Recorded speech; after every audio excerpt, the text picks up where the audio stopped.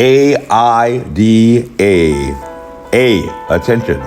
Do I have your attention? I, interest. I know that you are interested.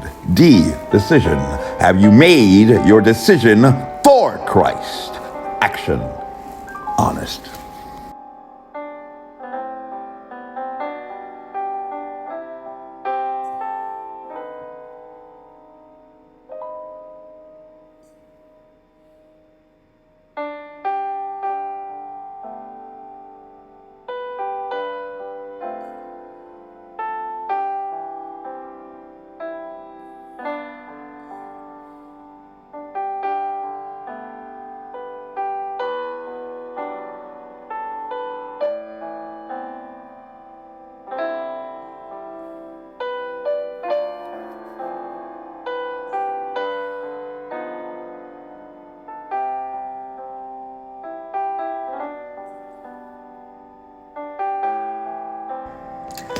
Amazing grace, how sweet the sound that saved a wretch like me. I once was lost, but now am found. Was blind, but now I see. Sings one gospel hymn, very familiar to many. While another says that amazing grace shall always be my song of praise, for it was grace that brought my liberty. I do not know just why he came to love me so. He looked beyond my faults and saw my needs. And in previous videos on the topic of the healing of the blind man videos, we have delved into particular aspects of the accounts in the Synoptic Gospel of Mark in comparison with the Johannine account, and some aspects from counterintelligence. And there is truly a lot of intriguing themes and lessons that can be acquired just by examination of these two vignettes from the life of Jesus as told in the Christian New Testament.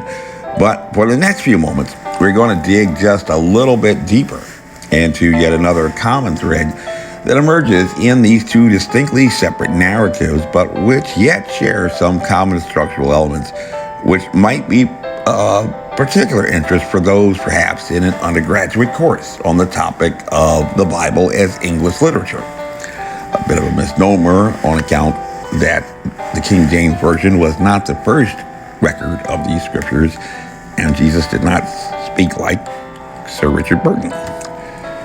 3 is often said to be a magic number. And in the reading of the accounts, both in John and in Mark, the inquisitive and insightful reader will discern the passing of 3 distinct phase lines. Very militaristic type of thinking and doctrine in the healing of the blind man, as he moves from a state of total blindness to a state of total sight, passing through phase lines. Phase line 1, phase line 2, phase line 3. And normally when you have phase lines in a military operation, you have decision points at each phase line, which may, in the Eastern tradition, however, compare to a state of nirvana or transcending to a higher level of consciousness. See a lot of people getting into that spiritualism thing. A theme we had touched upon in another video about the Socratic dialogues that appear in Plato's Republic regarding the allegory of the cave. Levels of understanding, levels of knowledge based upon your perspective and where you are. So shifting, we also find this in Hermann Hesse's wonderful narrative about Siddhartha and the crossing of the river and a lot of interesting things. So shifting into the Zen of the blind man, so to speak, in the account that appears in Mark, you may have noticed that unlike in the Johannine account, it is only but one of a collection of stories in a chapter appearing around about the middle, in medias res, as they say in the classical sense. And this tale is an important part of a larger narrative regarding becoming to a higher level of consciousness between Jesus and his disciples. At the very beginning of the chapter, we find the miracle feeding of the multitude, followed immediately by their fright when a squall threatened the ship upon which they were sailing, causing them to call out to Jesus and awaken him, lest they perish beneath the angry seas. But Yet even after the feeding of the multitudes and after the calming of the seas, they still stood in surprise at the very Lord who they had called and awoken to save them, actually could. They asked, who is this man that he could do these things? And I can only see Jesus sitting there saying, Jesus? But they didn't understand. And this sets us up for the encounter with the blind man who, just like Jesus, has some friends who have been around him for a little while and who bring him to Jesus, but for perhaps some ulterior motives, not really praying for him like they said they were. And this blind man is taken away from those friends, is granted partial sight, where he says that he could then see men, but they appeared as trees. Starting to understand the world that he's in a little bit more. And only after a little adjustments, kind of like when you go to the optometrist and they're doing the flipping of the lenses, he's then enabled to see men as they really are. And then he's sent off back home and told not to talk to anyone. And structurally, if you look at this account as recorded in Mark, where we begin with the miracle feeding of multitudes, transition to the miracle calming of the waves upon the sea, and segue into the miracle, the healing of the blind man, this provides a setup for a conversation between Jesus and his own disciples. Just sitting there with his homies, after all they have gone through together, and finding Jesus asking his most devoted disciples, his homies, since they have seen him, they've been with him, they know him for a very long time. Who do men say that I am? Which elicits yet a variety of responses. And then he polls them personally, little focus group, to inquire who do they say that he is. And even then, most of the Lord's own disciples had no idea who he was. And there's pretty good reason to think that even Peter just kind of guessed and was kind of trying to kiss up. And in a pandemic that has gone on for over 2 years, but finding as many as 73% of Democrats and 66% of Republicans telling researchers of the Pew Research Center by July 2020 that they were confident that they understood the science of a novel coronavirus, even though the scientists today continue to announce their surprise and astonishment. The question posed is whether it is possible to experience something or someone for a very long time and still yet not even have the slightest understanding of that which you encounter every single day. For the romantics, can you fall in love again for the very first time?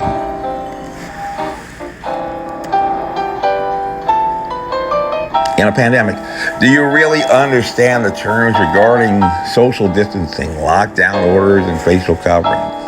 The very, very technical aspects of these. Because there's a lot of science that goes into this stuff, and maybe you need to read it. Probably not as much as you think you know is in your understanding. But these are all things that most have done and most willingly upon a profession of faith, donning a mask, closing a business, staying home. And they do this on a profession of faith, or some progressives, secular, atheists, non-believers like to say, belief without evidence. Have you taken the time to conduct a little research? Get into the book, as they say in church. Not in news reports or on YouTube videos or passively listening to shows like NPR, but in the actual science reports, just like a scientist should. Do you understand the terms regarding mutant variants of concern, engagement at the furin cleavage site, the spike protein, R0, the history of coronavirus, the secondary attack rate in infectious disease? Over 380 million people worldwide have been infected, and over 5.6 million have died. So especially if you decided that you and your children and your loved ones and your families have to go out and get vaccinated, you run around knocking door to door like you're selling Avon to get people vaccinated. Don't you think it might be important to have a pretty good grasp about what these terms mean and not just a vague familiarity?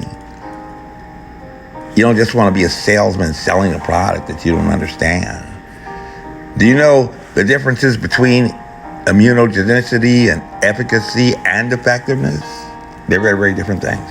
Are you familiar with the standards for approving vaccines, for a new drug application? What are the standards for an emergency use? What are the standards for an accelerated new drug application? Do you think that might be important before signing up for an appointment to receive an injection with something that you don't know anything about?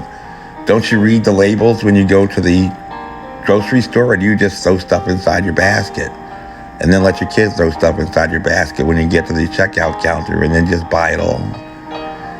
Or do you just accept science on faith, walking by faith and not by sight in a pandemic? You look like an intelligent person. That doesn't sound like an intelligent thing to do. It's only people dying and scared. And if you believe the blind man may have had some suspect friends in the Mark account, and if you think that Jesus had some friends who had been around him for a really long time, and even through an entire chapter witnessing miracles and wonders, were still stumped by an easy question on the final exam, just look at what happens to the blind man as recorded in John. We are introduced essentially to a clean slate. A man who has been blinded since birth and has never seen sight, never seen light, has never seen his own mother's face. And the Johannine account dwells for a moment on this point as the disciples inquire as to whether he had been born blind because of the sins of his parents, you may recall, who he had never seen, but upon whom he had for a very long time relied upon for survival. Maybe like you have relied for a long time for survival on government assistance, government subsidies, government whatever. He relied on them to feed him, to clothe him, take care of his needs all the way until his manhood. Just like the slaves did, rely upon their masters for everything. And this is why a lot of slaves never left the plantation. And when slavery was over, they stayed in those same towns working as sharecroppers because that was the only thing that they had ever known.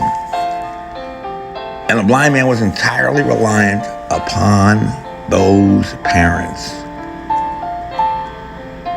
He lived at the discretion of their kindness, but also maybe he had some bad parents. He could have had some bad parents. We got some child molesters out here and child beaters out here and some pretty bad parents. But he has left entirely reliant upon them. When he became hungry or thirsty, he had to wait upon them to come to alleviate his needs and desires.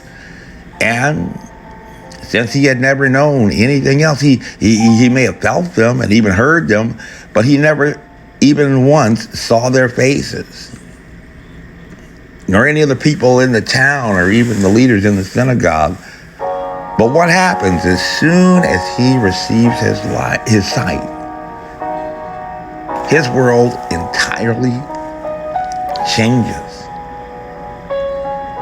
The people that he knew, the people that he felt, the people that he heard became very, very different. So now he's seeing, but he's not even seeing the people that he knew when he was blind and reliant upon them. And sometimes that happens when you get a little bit of knowledge. When he was blind, he had probably had a pretty good feeling. He couldn't know anything else about people, because whatever they looked like, they took care of his needs as far as he could understand. But as soon as he received his sight, the entire town, and eventually his own mother and father, abandoned him, in part because he was a man, technically of age, and could make decisions for himself. or so said his parents to the authorities, but also they abandoned him because they were more afraid of what would happen to them. They didn't want to take that heat on themselves.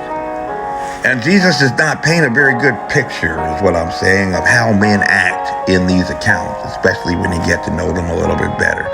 Just as he does not paint a very pleasant picture of how men act in the parable of the Good Samaritan, where it was the Samaritan who was the exception and not the rule.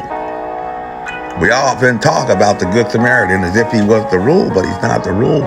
And Martin Luther King Jr., who actually used this parable in his last speech just before he was assassinated, in an earlier letter, while sitting in a jail in Birmingham, also alone, he was again by himself, made the observation that the theologian Reinhold Niebuhr had, that groups tend to be less moral than individuals. Groups tend to be less moral than individuals. And perhaps when you're out there in a pandemic, most concerned about protecting your franchise and pledging to vote in a pandemic that nobody seems to understand, voting like democracy depends on it, and turning a blind eye to your own safety and welfare, and many people have been infected and died, maybe you need to remind yourself that not everyone, even to Jesus, was a good Samaritan. And certainly not a group like a political party, or as the Apostle Paul was most famous in reprimanding, even your church, even your choir. Groups tend to be less moral than individuals. And if there is one other common thing on this theme that you may have noticed in both the synoptic and Johannine accounts, is that both blind men at the very end of their story are not put back in with the group, but are both left alone. But in the Johannine account, it was recorded that when he had been cast out, Jesus had heard about it, his eye was on the sparrow, and he went to find him. And when he found him, the blind man did not even know who he was. He hadn't seen him, but he still knew that a man named Jesus had healed him by giving him the gift of sight, albeit a sight with which he had been caused to pick up his own cross and losing everything, every joy, every comfort, and every relationship he had ever had and known before. And the blind man still yet knew that the man who gave him that sight, put him in touch with reality, was the man he wanted to worship as his Lord, his way, his truth, and his life. And that is not just a man talking piously about his principles, but a man who has some very deep and real convictions about his faith. And that is not something that you are going to see every day. But at least as far as the blind man in these accounts was concerned, for his witnessed experience, he said, "Lord, I believe," and he worshiped him. And Jesus said, "For judgment I am come into this world." And Jesus said, "For judgment I am come into this world, that they which see not might see, and that they which see might be made blind." And some of the Pharisees which were with him heard these words. And Jesus said unto them, the Pharisees, the woke and the enlightened ones, "If ye were blind, ye should have no sin. But now ye say, we see. Therefore your sin remaineth." This briefing is unclassified. Until next time, you have a right to remain silent as you were. My name is Major Mike Webb, and by God, I am running for U.S. Congress. Next year, make the right choice, and we shall make America great again. Honest. And y'all come back now. Yeah. Carry on.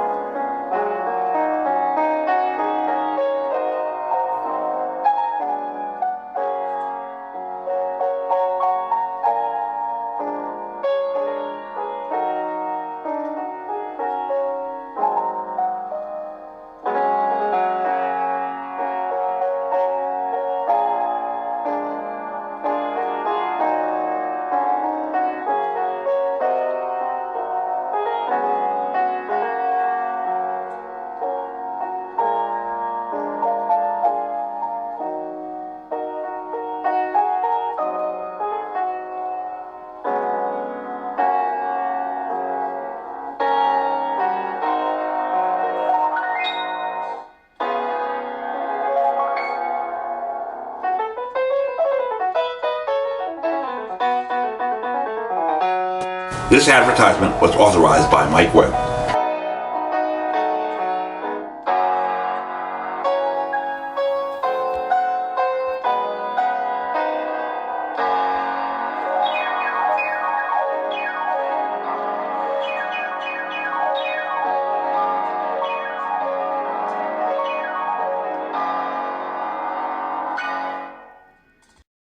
And y'all come back now. Here.